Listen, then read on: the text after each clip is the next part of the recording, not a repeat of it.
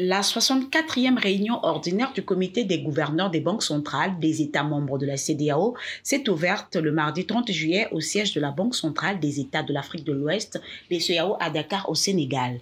Le programme de ce conclave indique un passage en revue du rapport sur la convergence macroéconomique des États membres de la CEDEAO. Le respect des critères de convergence macroéconomique demeure un défi majeur. Les États membres de la communauté devraient donc poursuivre leurs efforts déjà largement entamés pour le respect des critères afin de créer les conditions propices au lancement de l'éco, la monnaie régionale. Dans ce même registre, Olayemi Cardozo, gouverneur de la Banque centrale du Nigeria, par ailleurs président du comité des gouverneurs de la CEDEAO, a jeté un regard sur le parcours de la monnaie régionale. The monetary integration agenda of the ECOWAS region has come a long way and the path to ultimate success remains.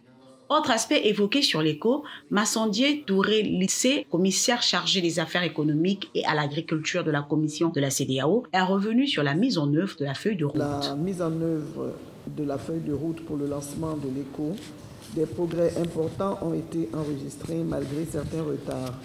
Et nous pensons qu'une des mesures pour accélérer la mise en œuvre de la feuille de route serait notamment le renforcement de la coopération et la collaboration interinstitutionnelle en mutualisant les ressources humaines et financières ainsi que les expertises des institutions régionales. Au-delà de l'ordre du jour, le paysage économique mondial a été mis en évidence. Les tensions inflationnistes persistantes et les crises géopolitiques.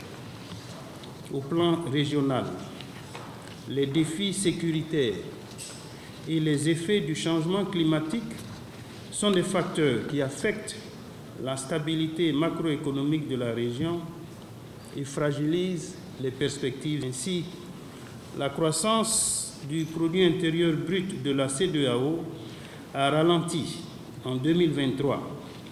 Ce ralentissement de l'activité économique s'est accompagné d'une hausse de l'inflation qui atteint un niveau au-dessus de l'objectif des banques centrales.